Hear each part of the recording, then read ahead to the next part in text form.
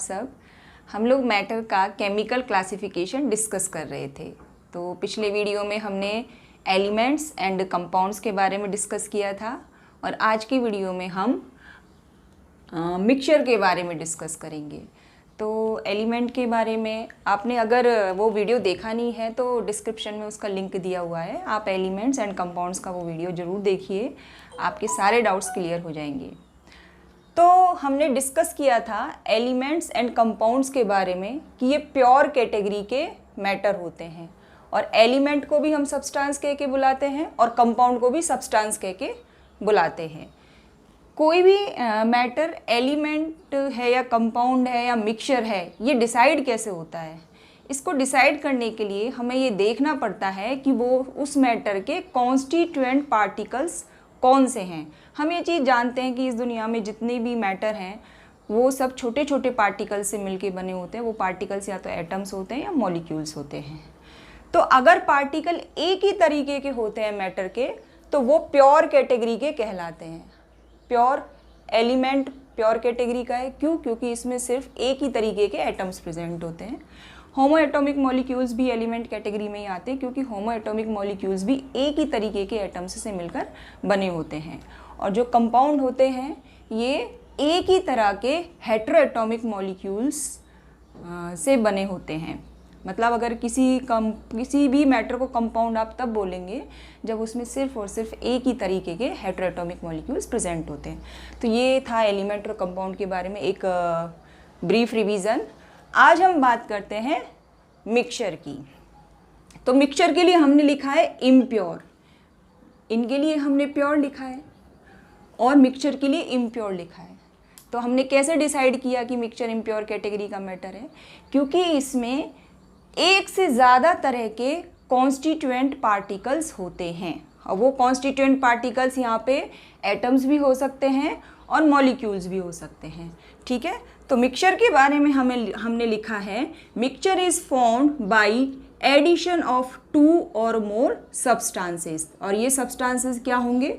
Element और compound. इसके बाद हमने मिक्सचर के बारे में लिखा है constituent substances of mixture are called components. जैसे कि मान लीजिए आपने शुगर सॉल्यूशन मिलाया है, पानी के अंदर चीनी को घोल दिया तो एक मिक्सचर बन गया। अब यहाँ पे शुगर और वाटर ये उस मिक्सचर के कंपोनेंट कहलाएंगे या आप उनको सब्सटेंस बोल सकते हैं। तीसरी चीज़ हमने लिखी है mixture does not have definite composition. ये मिक्सचर के बारे में एक खास बात है जिसको हम डिस्कस करेंगे। उससे पहले हम मिक्सचर की ये वाली बात डिस्कस कर लेते हैं। Mixture shows the properties of its constituent components और सब्सटेंसेस।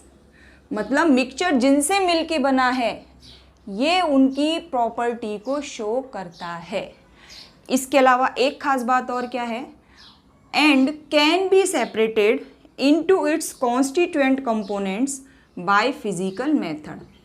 मतलब मिक्सचर जिन सब्सटेंसेस से मिलके बना है एक तो उनकी प्रॉपर्टी शो करेगा और दूसरा मिक्सचर को हम उसके कॉन्स्टिट्यूएंट कंपोनेंट्स में किसी भी फिजिकल मेथड से सेपरेट कर सकते हैं। फिजिकल मेथड का मतलब ये होता है जहाँ पे हम सेपरेशन के लिए मैटर की फिजिकल प्रॉपर्टीज़ यूज़ करते हैं, जैसे कि उसका melting point, boiling point etcetera. तो अब हम सबसे पहले ये चीज़ डिस्कस करते हैं कि कंपाउंड और मिक्सचर में फ़र्क क्या है। हमने आपसे ये कहा था कि एलिमेंट जब एक डेफिनेट रेशो में केमिकली कॉम्बाइन करते हैं तो वो कंपाउंड बनाते हैं और यहाँ पे हम आपसे बोल रहे हैं कि एलिमेंट्स आपस में मिक्स होके मिक्सचर बना रहे हैं। तो हमें पता कैसे चलेगा कि जब आपने एलिमेंट्स को मिक्स किया है तो मिक्सचर बना है या फिर कंपाउंड बना है? तो एक एग्जांपल से समझ लेते हैं। यहाँ पे मैंने आयरन फिलिंग्स लिया है, ठीक है, यहाँ पे मान लीजिए कुछ आयरन फिलिंग्स मैंने ले लिया और यहाँ पे मैंने सल्फ़र पाउडर ले लिया, ठीक है। अब इनको मैंने मिक्स कर दिया तो यहाँ पे मुझे एक मिक्सचर मिल गया जिसमें क्या क्या प्रेजेंट है? आयरन प्लस सल्फ़र ये प्रेजेंट है। अब हमने क्या किया, एक मैग्नेट इसके पास लेके गए हम, ठीक है। तो क्या हुआ, मैग्नेट पर आयरन पार्टिकल्स चिपक गए, ठीक है। मैग्नेट पर आयरन पार्टिकल्स आ गए, इन्हें हम आयरन पार्टिकल्स लिख देते हैं। और जो डिश थी उसमें क्या रह गया, सल्फर पाउडर, ठीक है। तो ये बात साबित हमने कर दी कि मिक्सचर अपने कॉन्स्टिट्यूएंट कंपोनेंट्स की प्रॉपर्टी को शो करता है, क्योंकि हम जानते हैं कि आयरन पार्टिकल मैग्नेट की ओर अट्रैक्ट होते हैं। तो यहाँ पे मैग्नेट से हमने आयरन पार्टिकल को अट्रैक्ट कर लिया और सल्फर और आयरन के पाउडर को सेपरेट भी कर लिया। तो वही तो हमने कहा है कि mixture can be separated into its constituent components by physical method. एक दूसरा तरीका और है हमारे पास, अगर आपके पास यहाँ पे आयरन और सल्फर का मिक्सचर है, इसको अब हम यहाँ पे मिक्सचर लिख देते हैं, क्योंकि हमने ये साबित कर दिया है कि ये जो मिक्सचर है ये अपने कॉन्स्टिट्यूएंट कंपोनेंट्स की प्रॉपर्टी को शो कर रहा है। एक तरीका और है, यहाँ पे अगर सल्फर और आयरन का मिक्सचर है, ठीक है, और अगर इसमें हम कार्बन डाइसल्फाइड सॉल्यूशन मिला देते हैं तो होता क्या है, सल्फर एक्सट्रैक्ट होके आ जाती है कार्बन डाइसल्फाइड में, ठीक है। तो ये सल्फर प्लस कार्बन डाइसल्फाइड यहाँ पे हमें मिल जाती है और आयरन जो पाउडर होता है वो डिश में बच जाता है। तो ये हमारा बच गया आयरन पाउडर। तो दो तरीके हैं यहाँ पे जिससे हमने मिक्सचर को उसके कॉन्स्टिट्यूएंट कंपोनेंट में सेपरेट कर दिया है, ठीक है। अब यहाँ पे एक चीज़ और आप देखिए कि ये जो मिक्सचर होता है आयरन और सल्फर का, यहाँ पे आयरन फिलिंग्स और सल्फर पाउडर का मिक्सचर है, अगर इसकी रिएक्शन हम सल्फ्यूरिक एसिड से कराते हैं तो हमें एक गैस मिलती है और वो गैस है हाइड्रोजन गैस। और ये colourless, odourless and inflammable gas है, ठीक है। अभी हाइड्रोजन गैस यहाँ पे हमें क्यों मिली, क्योंकि आयरन जो एलिमेंट है इसकी ये प्रॉपर्टी होती है कि ये सल्फ्यूरिक एसिड से रिएक्ट करके हाइड्रोजन गैस इवॉल्व करता है। तो यहाँ पे हमने ये साबित कर दिया है कि मिक्सचर को उसके कॉन्स्टिट्यूएंट कंपोनेंट्स में सेपरेट किया जा सकता है। मिक्सचर अपने कॉन्स्टिट्यूएंट कंपोनेंट की ही प्रॉपर्टी को शो करता है, जैसे आयरन ने अपनी प्रॉपर्टी शो की और सल्फर ने अपनी प्रॉपर्टी शो की। अब हम दूसरा केस देखते हैं। ये तो हमने बात की किसकी, मिक्सचर की। अब हम कंपाउंड के बारे में बात करते हैं कि यहाँ पे एलिमेंट को मिला के बन रहा है मिक्सचर, और यहाँ पे सेम केस लेते हैं हम। यहाँ पे हम आयरन फिलिंग्स ले लेते हैं। आयरन फिलिंग्स आयरन के छोटे छोटे स्क्रैप होते हैं। आयरन फिलिंग ले लेते हैं और साथ में सल्फर पाउडर ले लेते हैं, ठीक है। और इनको यहाँ पे हम हीट कर देते हैं। देखो यहाँ पे हमने हीट नहीं किया था, लेकिन यहाँ पे हम इनको हीट कर रहे हैं। तो यहाँ पे एक चीज़ बन जाती है जिसे हम बोल देते हैं आयरन सल्फाइड। तो यहाँ पे आयरन सल्फाइड, चलो हम आयरन सल्फाइड भी लिख देते हैं, ठीक है। आयरन सल्फाइड बन गया। अब हम इसके पास जब मैग्नेट लेके जाते हैं, ये हमारी मैग्नेट है, ठीक है, तो हम ये देखते हैं कि आयरन पार्टिकल इसकी ओर अट्रैक्ट नहीं होते हैं। तो यहाँ पे हम लिख देते हैं आयरन पार्टिकल्स नॉट अट्रैक्टेड। अरे यहाँ पे तो अट्रैक्ट हो रहे थे, यहाँ पे अट्रैक्ट नहीं हो रहे हैं, तो फर्क तो है। वो अट्रैक्ट इसलिए नहीं हो रहे आयरन पार्टिकल क्योंकि यहाँ पे अब एक कंपाउंड बन गया है। और जो कंपाउंड के बारे में हमने प्रीवियस वीडियो में आपको बताया था कि कंपाउंड अपने कॉन्स्टिट्यूएंट एलिमेंट की प्रॉपर्टी शो नहीं करता है। जैसे हाइड्रोजन और ऑक्सीजन मिलके वाटर बनाते हैं, वाटर की प्रॉपर्टी अलग है, वो आग बुझाने का काम करता है, और हाइड्रोजन और ऑक्सीजन गैस आग लगाने का काम करती है। तो जब एलिमेंट मिलके कंपाउंड बनाते हैं तो वो अपनी प्रॉपर्टी को खो देते हैं, लेकिन जब एलिमेंट मिलके मिक्सचर बनाते हैं तो मिक्सचर अपने एलिमेंट्स के प्रति वफादार होता है, वो उन्हीं की प्रॉपर्टी शो करता है, ठीक है। अब यहाँ पे हम एक केस और देखते हैं कि ये जो कंपाउंड बनता है, यहाँ पे ये जो आयरन सल्फाइड बना है जो कि क्या है, एक कंपाउंड, इसकी रिएक्शन जब हम कार्बन डाइसल्फाइड सॉल्यूशन से कराते हैं तो ये इससे रिएक्ट नहीं करता है, मतलब इसमें सल्फर डिज़ोल्व होके नहीं आती है। कार्बन डाइसल्फाइड में हमें सल्फर नहीं मिलता है। इसके अलावा जब इस कार्बन डाइसल्फाइड कंपाउंड की हम रिएक्शन सल्फ्यूरिक एसिड के साथ कराते हैं तो हमें एक गैस मिलती है, ठीक है, और वो गैस होती है हाइड्रोजन सल्फाइड। और इस गैस की जो स्मेल होती है वो होती है रोटन एग लाइक, ठीक है, रोटन एग जैसी इसकी स्मेल होती है, बड़ी गंदी सी बदबू आती है लेबोरेटरी में उस वक्त।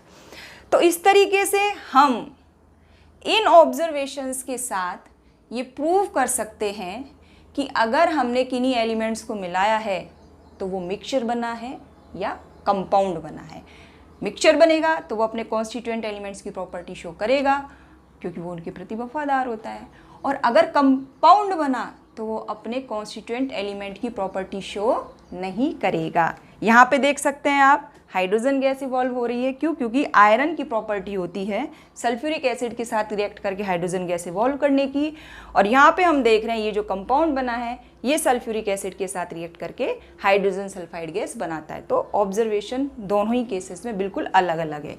यहाँ पे हमने कंपाउंड की बात की थी और यहाँ पे मिक्सचर की बात की थी। So now we discuss the very important concept of the mixture, that is the composition of mixture is not fixed, ठीक है। तो यहाँ पे हमने दो सॉल्यूशंस लिए हैं। In first solution we have added 5 grams copper sulphate in 200 ml water, and in second case we have added 10 grams of copper sulfate in 200 ml of water. In both the cases copper sulfate solution has formed. लेकिन देखिए एक का colour light है और दूसरे का colour dark है, तो दोनों ही कंडीशन में कॉपर सल्फेट का सॉल्यूशन बना है। अब हम इन दोनों सॉल्यूशंस की कंपोजिशन को एक्सप्लेन करते हैं, जो ये प्रूव करेगा कि सॉल्यूशंस का कंपोजिशन फिक्स नहीं होता है। अब हम मिक्सचर का एक दूसरा बहुत ही इम्पॉर्टेंट पॉइंट डिस्कस करेंगे, वो है prove that mixture does not have definite composition.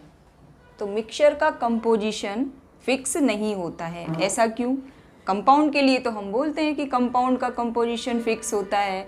जब वाटर को बनना होता है तो हमेशा 2 ग्राम हाइड्रोजन 16 ग्राम ऑक्सीजन के साथ रिएक्ट करता है और 18 ग्राम वाटर का 1 मोल बनाता है। तो कंपाउंड के केस में हम बोलते हैं कि उसका कंपोजिशन फिक्स है। कंपाउंड का तो एक डेफिनेट मॉलिक्यूलर फॉर्मूला भी होता है, लेकिन मिक्सचर के केस में ऐसा नहीं होता है। ऐसा क्यों? देखिए यहाँ पे मेरी इच्छा हुई, मैंने 5 gram copper sulphate 200 ml water में ऐड कर दिया, ठीक है। यहाँ पे मेरा मन किया 10 ग्राम कॉपर सल्फेट ऐड करने का, तो मैंने 10 gram copper sulphate 200 ml solution में ऐड कर दिया। दोनों ही कंडीशन में कॉपर सल्फेट का सॉल्यूशन बना है जिसे हम मिक्सचर बोलते हैं, तो दोनों ही कंडीशन में सॉल्यूशन बना है। तो हमें ये बताना पड़ेगा कि आपने जो कंपोनेंट्स ऐड करके मिक्सचर को बनाया है उनका रिलेटिव प्रोपोर्शन क्या है। तो जो भी मिक्सचर बनता है उसके जो कंपोनेंट्स होते हैं उनका मास का या वॉल्यूम का जो रिलेटिव प्रोपोर्शन होता है उसके बताने के तरीके को हम कॉन्सेंट्रेशन टर्म बोलते हैं। और ये जो कॉन्सेंट्रेशन टर्म सॉल्यूशंस के लिए या मिक्सचर के लिए यूज़ ही इसलिए की जाती है क्योंकि उनका कोई डेफिनेट कंपोजिशन नहीं होता है, और ये कॉन्सेंट्रेशन टर्म्स हमें मिक्सचर के या सॉल्यूशन के रिलेटिव प्रोपोर्शन उसके जो कॉन्स्टिट्यूएंट कंपोनेंट्स हैं उनका बताती है, ठीक है। तो इसीलिए डिफरेंट कॉन्सेंट्रेशन टर्म्स जैसे कि molarity, mass by volume percentage, mass by mass percentage, volume by volume percentage, mole fraction, ये सब हम सॉल्यूशंस के लिए यूज़ करते हैं। और ये कॉन्सेंट्रेशन टर्म्स हमें मिक्सचर का कंपोजिशन बताती है। कंपोजिशन मतलब उसके कॉन्स्टिट्यूएंट कंपोनेंट्स का रिलेटिव प्रोपोर्शन। तो यहाँ पे हम इन दोनों मिक्सचर्स के लिए इनका कंपोजिशन निकालते हैं। जैसे कि यहाँ पे हमने सिर्फ 5 ग्राम कॉपर सल्फेट को 200 ml सॉल्यूशन में ऐड किया है और यहाँ पे 10 ग्राम किया, तो फ़र्क ये होगा दोनों कंडीशन में बना तो सॉल्यूशन है, लेकिन इसका कलर थोड़ा लाइट ब्लू होगा और इसका डार्क ब्लू होगा, लेकिन बना सॉल्यूशन ही है, बोलोगे आप इसको सॉल्यूशन ही। तो इसका मास बाई वॉल्यूम परसेंटेज हम निकालते हैं, that is the concentration, that is equal to 5 divided by 200 multiplied by 100। So this is 500 को आप डिवाइड करेंगे 200 से, सो दिस इज़ 5/2, ठीक है। और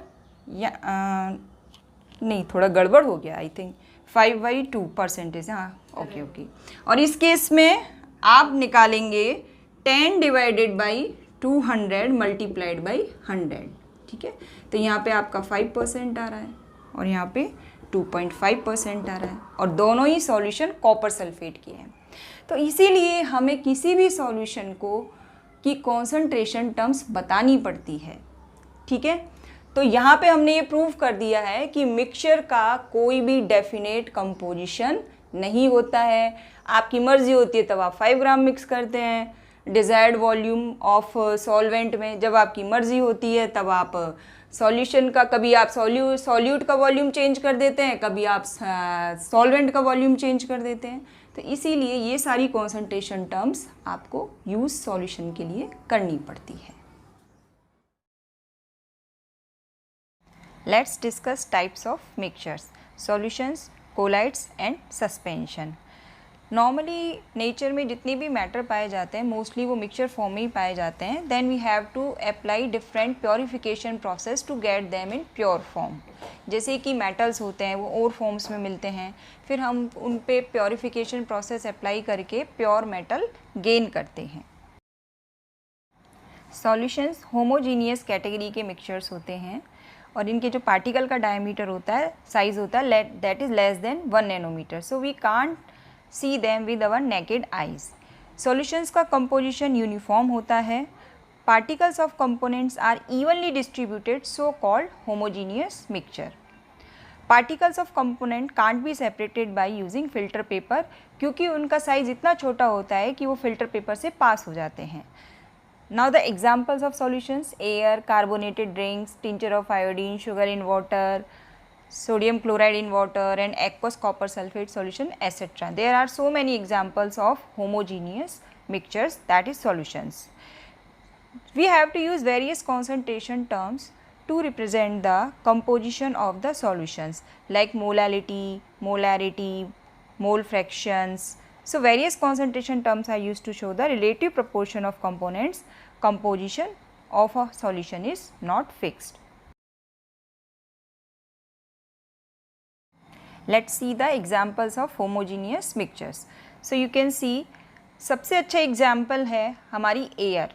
एयर में बहुत सारी गैसेस होती हैं, like carbon dioxide, oxygen, nitrogen, helium, organ. इसके अलावा बहुत सी गैसेस के ट्रेसेस भी प्रेजेंट होते हैं। सो air is the best example of gaseous homogeneous mixture. इसके अलावा आप देख सकते हैं ब्रास में कॉपर और जिंक का एक होमोजीनियस मिक्सचर होता है जो कि एक अलॉय है। So you can see in a homogeneous mixture particles are evenly distributed, so the composition is same throughout the mixture. Colloidal solutions. Colloidal solutions दिखने में तो होमोजीनियस मिक्सचर लगते हैं, लेकिन एक्चुअल में ये हेट्रोजीनियस मिक्सचर होते हैं। You can see the examples like milk, butter, fog and clouds and paints. ये सारे के सारे कोलाइडल सॉल्यूशंस होते हैं। इनके पार्टिकल का जो साइज़ होता है वो 1 to 1000 नैनोमीटर की रेंज में होता है। That is quite enough to scatter the beam of light. ये स्टेबल मिक्सचर्स होते हैं और इनकी सबसे ख़ास बात ये होती है कि ये टिंडल इफेक्ट और ब्राउनियन मोशन शो करते हैं। Colloidal solutions shows Tyndall effect.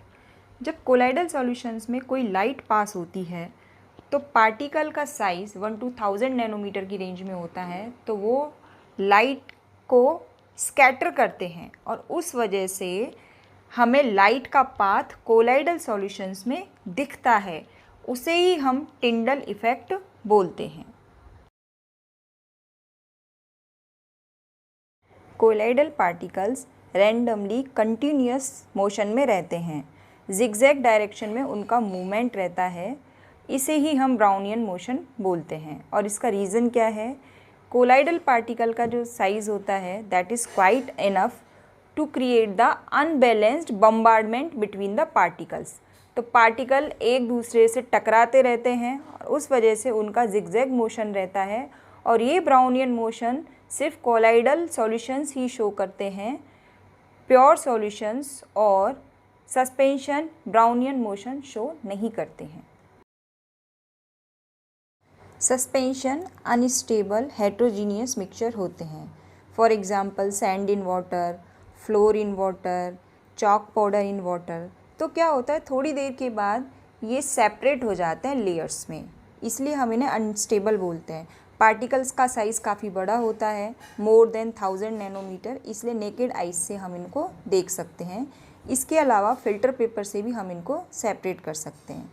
टिंडल effect, ये जब पार्टिकल्स एक दूसरे के साथ मिक्स होते हैं उस समय तो ये टिंडल इफ़ेक्ट शो करते हैं, लेकिन जब ये कंपोनेंट्स सेपरेट हो जाते हैं, जैसे कि अगर सैंड सेटल हो जाती है और वाटर का लेयर ऊपर रह जाता है, तो उस कंडीशन में ये टिंडल इफ़ेक्ट शो नहीं करते हैं। सो this is the summary of 3 category of mixtures. यहाँ आप तीनों कैटेगरी के मिक्सचर्स को कंपेयर कर सकते हैं। अगले वीडियो में मिलते हैं एक नए टॉपिक के साथ। तब तक बने रहिए हमारे साथ, देखते रहिए MSK केमिस्ट्री यूट्यूब चैनल।